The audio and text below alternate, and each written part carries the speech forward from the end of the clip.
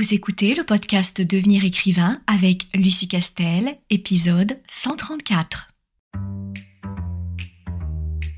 Bienvenue sur Devenir écrivain, le podcast pour démarrer et réussir votre carrière d'écrivain. Et maintenant, retrouvez votre animatrice Lucie Castel, autrice publiée à l'international, formatrice et conférencière.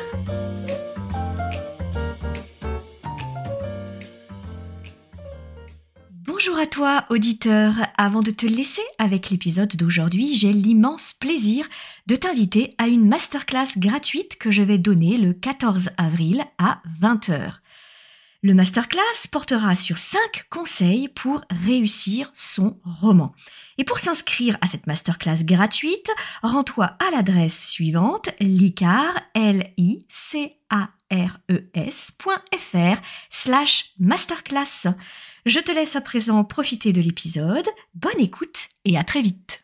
Bonjour, je suis ravie de te retrouver pour un tout nouvel épisode de podcast consacré aujourd'hui à cette grande question qui est donc mélanger les genres littéraires, est-ce possible? Et si oui, de quelle façon? Mais avant d'aborder ce sujet, je t'invite, si ce n'est pas encore fait, à t'abonner à notre newsletter sur licares.fr, licares.fr. Et tous les vendredis, tu recevras un autre type de contenu aussi sur des conseils d'écriture et sur le métier d'auteur, le métier d'écrivain et tous les défis auxquels il peut te confronter. Bien entendu, donc ça nous fera plaisir si tu viens rejoindre notre communauté. Et sans plus attendre, nous allons aborder cette question vraiment très importante. On me la pose très régulièrement et je comprends tout à fait à quel point elle est essentielle pour les auteurs, à savoir est-ce que on peut mélanger les genres littéraires et est-ce qu'il y a une bonne façon de les mélanger et évidemment par opposition, est-ce qu'il y a des choses qu'il faut absolument éviter pour se retrouver face à un espèce de gloubi-boulga littéraire absolument indigeste.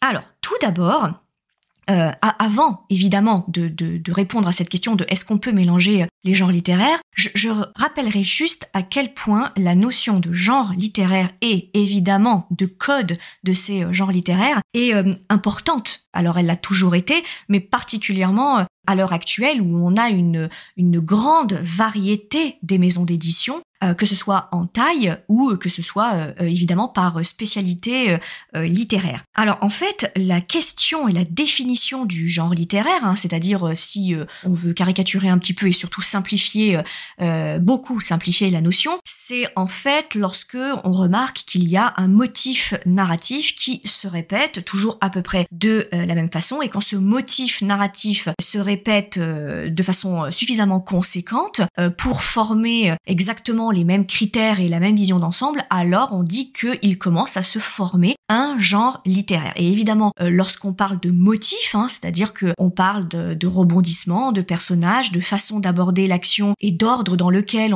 on aborde l'action, ça peut être aussi un certain nombre de thèmes qui sont récurrents, évidemment que on fait aussi référence à ce qu'on appelle plus pratiquement les fameux codes des genres littéraires, qui sont la version beaucoup plus précise du mot genre littéraire qui serait un ensemble, comme une espèce de famille auquel appartiendrait un certain nombre d'histoires, et les codes, ce serait ce qui compose une intrigue, ce qui compose un récit et qui aurait suffisamment de points communs qui entreraient dans cette grande famille qui serait le genre littéraire. Alors je donne par exemple souvent le cas du grand genre de polar. Dans un genre de polar, c'est un genre donc littéraire et évidemment le motif narratif qui se répète, c'est qu'il nous faut un mystère à dénouer et il nous faut une modalité d'enquête qui se met en place pour dénouer, en tout cas tenter de dénouer ce mystère. Et parmi les codes du grand genre de polar, outre les sous-genres évidemment, c'est que par exemple il faut une figure d'enquêteur qui est assez emblématique et qui va donc supporter l'enquête du polar. Et il faut typiquement une victime, alors elle est vivante ou alors elle a été pas mal amochée ou alors elle a simplement disparu. Et cette victime, a priori, beaucoup de personnes lui en voulaient, puisqu'il nous faut aussi, ça fait partie des codes du genre du polar, une galerie de personnages que l'on rencontre, que l'on croise et qui potentiellement pourraient être coupables. Voilà la différence entre le genre littéraire et les codes qui concrétisent, qui matérialisent ce genre littéraire. Et à quoi a servi cette analyse qui a été faite de différentes œuvres jusqu'à se dire là on s'aperçoit que depuis quelques années sort un certain nombre d'histoires qui fonctionnent un peu toujours autour du même motif narratif. Je suis en train d'étudier ce motif narratif et j'en conclus que ce motif narratif crée un genre littéraire, alors soit un qu'on connaissait déjà, typiquement le thriller, soit un nouveau genre, on imagine le clockpunk, le dreadpunk, qui sont des sous-genres de l'imaginaire, par exemple, et plus les années passent et plus les genres littéraires se multiplient, bien entendu, au fur et à mesure que des analystes se plongent sur des phénomènes de mode et des tendances qui font que on a régulièrement une succession d'histoires que l'on peut rassembler autour de mêmes thèmes. Et je vais te citer un autre exemple pour ce qui est d'un genre littéraire beaucoup plus récent qui fait partie de l'imaginaire et qui était le sous-genre de la bitlit, qui a été porté majoritairement par des œuvres telles que Twilight, typiquement, et voilà que des analystes, que des commentateurs, etc. ont évidemment listé, étudié pour mettre en avant cette nouvelle littérature qui faisait la part belle à un type d'histoire avec un type de créature magique dans un certain ordre particulier, et on a fini par l'appeler la bitlit. Mais pas que, mais c'est pour t'expliquer un petit peu comment se crée à l'origine la définition d'un genre littéraire et ce qu'est un code de ce genre littéraire. Et du coup, là où c'est important, là où ça devient important ce genre littéraire, parce que ça pourrait être important uniquement pour les analystes littéraires et les étudiants en lettres ou les professeurs de littérature, on est bien d'accord, mais en réalité, la définition des genres littéraires et des codes des genres littéraires est extrêmement importante au quotidien dans la vie et la carrière d'un auteur, pour deux raisons. Alors, la première, c'est que d'abord, se positionner dans un genre littéraire permet de renseigner et d'attirer le bon lecteur. C'est-à-dire que le lecteur, lorsqu'il réfléchit à acheter un roman, et excepté les lecteurs qui sont les très grands lecteurs qui sont complètement polyvalents et qui se fichent complètement de l'histoire sur laquelle ils vont tomber parce qu'ils savent a priori qu'ils aiment tous les genres, toutes les histoires et que peu importe, mais c'est quand même pas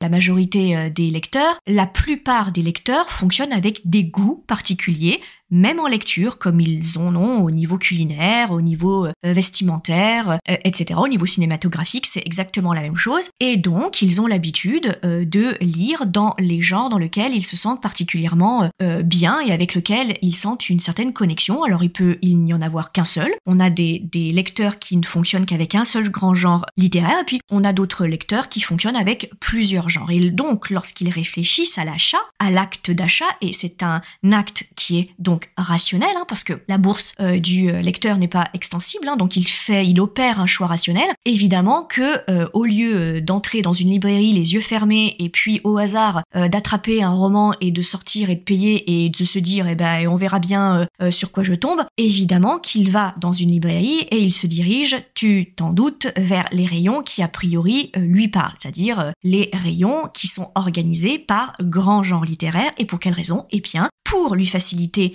la décision d'achat et pour lui dire voilà, si tu te diriges vers ce rayon qui est un rayon de fantasy, tous les romans que tu trouveras dans ce rayon sont des romans qui entrent dans le grand genre de fantasy, c'est-à-dire qui possèdent les codes pour entrer dans le grand genre de fantasy. Donc, vas-y lecteur, achète n'importe quel livre que tu trouveras dans ce rayon, tu ne seras pas déçu parce que toi, ce que tu aimes, c'est de lire la fantasy. Et évidemment, cet exemple vaut pour tous les autres grands genres littéraires comme le polar, comme la romance, etc. Et par opposition, bien que ce soit un non-genre, mais par opposition, la blanche aussi. Donc, rentrer dans un genre littéraire, c'est renseigner le lecteur, lui envoyer le bon message et dire au lecteur, tiens, j'ai un nouvel auteur qui écrit une super histoire, et cette histoire-là, c'est de la fantaisie, c'est du fantastique, c'est de la romance. Donc, lis-le, découvre-le, ce nouvel auteur, parce que tu aimes la romance, donc tu vas aimer cette histoire-là. Et c'est évidemment important de connaître ces genres littéraires et de respecter les codes de ce genre-là pour éviter de contrarier le lecteur qui aura dépensé son argent, durement gagné, pour pouvoir acheter un chausson aux pommes parce qu'il adore les chaussons aux pommes, et qui en fait, quand il va ouvrir le roman, va se retrouver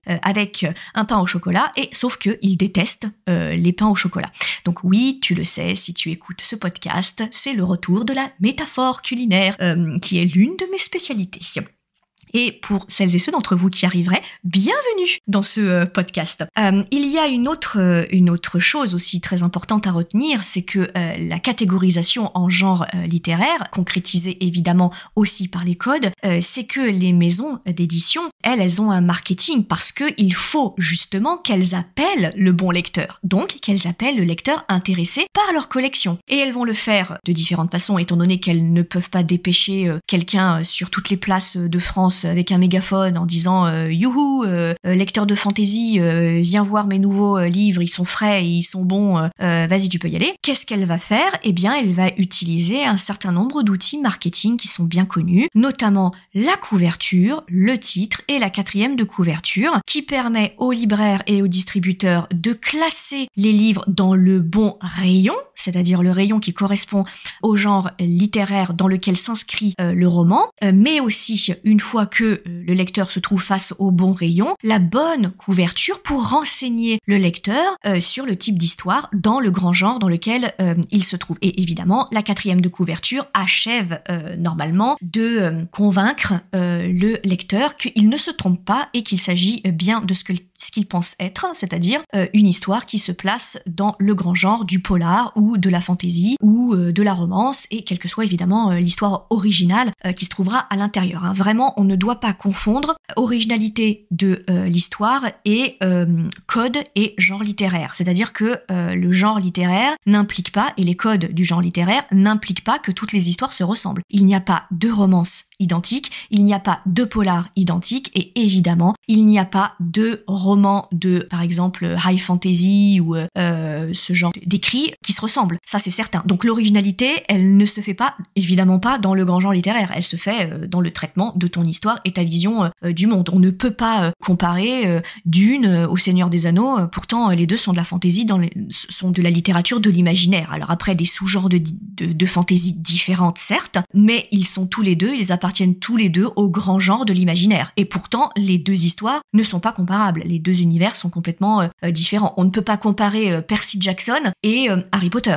Pourtant, on est aussi dans le grand genre de l'imaginaire, et en plus là, on est dans le même sous-genre de l'urban fantasy. Donc, et pourtant, c'est deux romans complètement différents. Donc, l'originalité, elle ne se fait pas du tout là-dessus. Et maintenant qu'on a bien expliqué pourquoi est-ce que c'était si important de raisonner en termes de genre littéraire et de respecter les codes du genre, aussi parce que les maisons d'édition fonctionnent par collection éditoriale, c'est-à-dire qu'on toque pas à la porte de n'importe quel éditeur en espérant qu'il tombe littéralement sous le charme de notre roman et qu'il se dise « Oh là là, mais j'ai jamais publié de polar historique, mais qu'est-ce que j'aime cette histoire, évidemment que je vais la publier ». Ça ne marche pas du tout comme ça. C'est-à-dire que les maisons d'édition fonctionnent par collection éditoriale, et si les manuscrits soumis ne correspondent pas à leur ligne éditoriale dans leur collection, quand bien même ils adoreraient le roman, ils ne le publieraient quand même pas. Et donc, le fait que je te dise tout ça, évidemment, t'amène à la question de te dire oui, mais si il est si important de connaître et de respecter les grands genres littéraires, alors on va se trouver face à un vrai problème. Qu'est-ce qui se passe quand j'ai envie de mélanger, par exemple, une histoire qui se place dans l'imaginaire et une romance, parce que j'aime les deux genres. Donc concrètement, comment est-ce que je fais?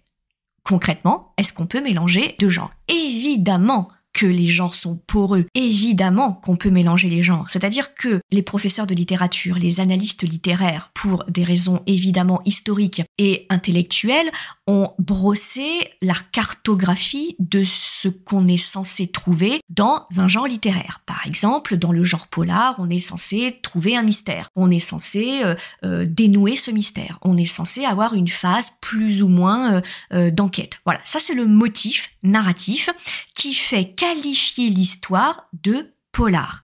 Mais ça, c'est pour des raisons intellectuelles, puis plus tard pour des raisons marketing, pour le cas des maisons d'édition. ça ne veut pas dire que l'auteur ne doit jamais sortir d'un pouce de ses motifs narratifs et qu'il n'a pas le droit d'en rajouter d'autres et d'emprunter d'autres motifs narratifs, d'autres genres littéraires, bien entendu. Ce qui fait qu'une œuvre sera unique, c'est qu'elle profite de tous les motifs narratifs qui ont été listés et qui ont été ventilés dans des genres littéraires. C'est-à-dire, par exemple, de mélanger les codes du polar avec le genre fantastique et de créer un polar fantastique. Ou par exemple, de mélanger de la romance, mais de le placer dans un contexte totalement de fantaisie avec des vampires, des loups-garous, dans un monde complètement inventé. C'est tout à fait possible.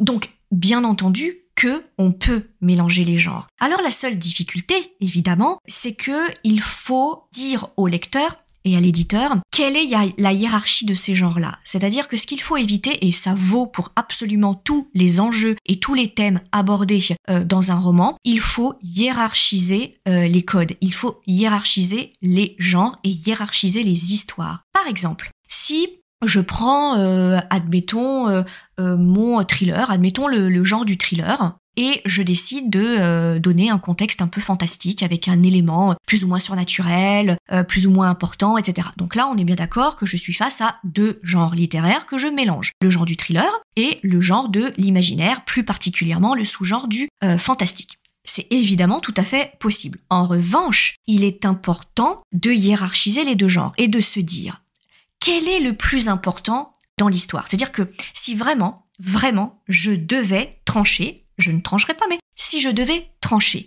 est-ce que c'est l'intrigue policière, l'intrigue de thriller qui pourrait se suffire à elle-même et qui pourrait exister en dehors du contexte fantastique? Alors oui, elle perdrait de sa saveur, elle perdrait de son originalité, etc. Mais elle pourrait se tenir. Ou au contraire, est-ce que finalement, peu importe l'intrigue de thriller, c'est qu'un prétexte au voyage dans un contexte fantastique et à la découverte d'un monde fantastique. Et que finalement, cette intrigue de thriller-là, ou une autre intrigue de thriller, ou même un autre mystère, c'est pas grave, ce qui est important, c'est la découverte des enjeux de ce monde fantastique. Et c'est cette question qu'il va falloir se poser. Pourquoi ? Parce que sinon, tu prends le risque de traiter tous les thèmes de la même façon et de tomber dans un espèce d'écueil de juxtaposition des thèmes et des histoires qui ressemblerait à une sorte de liste de courses où tout est sur le même pied. Et ce qui ferait dire souvent à un éditeur et qui lui fait dire assez souvent « Ok, super, mais concrètement, moi je ne sais pas à quel type d'histoire j'ai affaire. Est-ce que c'est uniquement un thriller,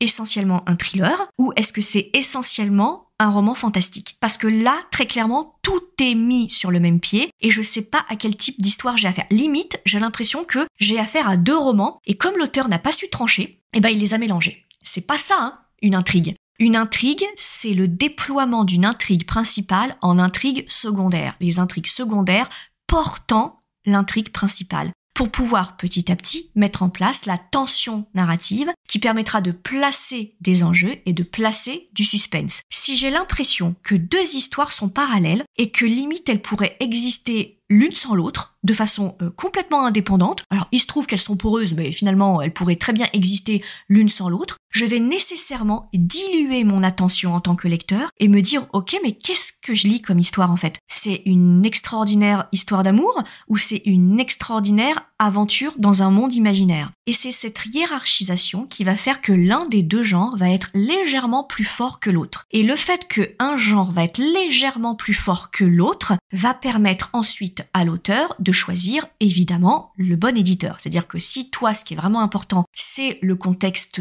imaginaire, le contexte magique, alors tu te dirigeras vers une maison d'édition de l'imaginaire. Si en revanche ton thriller fantastique, très clairement, il y a une légère dimension fantastique, mais à peine esquissée, là tu pourras aussi soumissionner à des auteurs, à des maisons d'édition de thrillers. Très clairement, parce que tu seras en entre-deux. Et donc c'est ça qui est important. Voilà ce que je voulais vraiment t'expliquer sur la question du mélange des genres, à savoir que oui, c'est tout le temps possible, mais que évidemment, tout ce que je suis en train de te raconter pour que ça tienne la route, cela sous-entend que tu connaisses les différents codes des différents genres littéraires. Et pour cela, je te dirai toujours la même chose, il faut que tu ailles chercher l'information.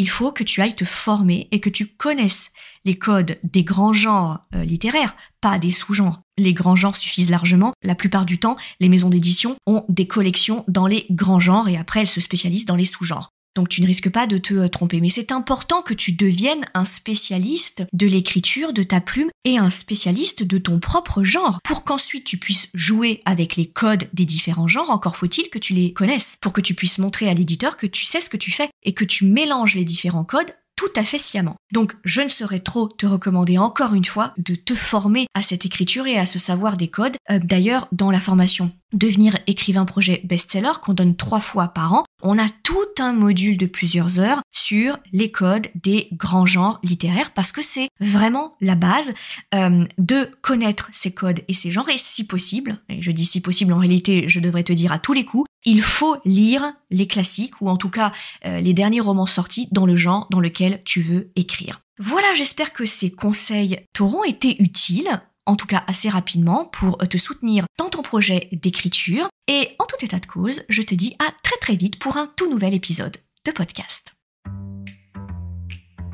Si tu veux écrire un roman qui aura les qualités recherchées par les éditeurs et par les lecteurs, tu dois rejoindre Devenir écrivain projet best-seller. C'est la formation à distance la plus complète et la plus personnalisée pour t'aider à aller au bout de ton projet de roman. Rejoins sans plus tarder mon équipe de professionnels du monde du livre et moi-même sur licares.fr, licares.fr, afin de ne pas manquer la prochaine session de formation qui démarre le 8 février 2021. Beaucoup de nos anciens élèves sont en train de réaliser leur rêve de professionnalisation et de publication. Il n'y a aucune raison pour que ça ne t'arrive pas à toi.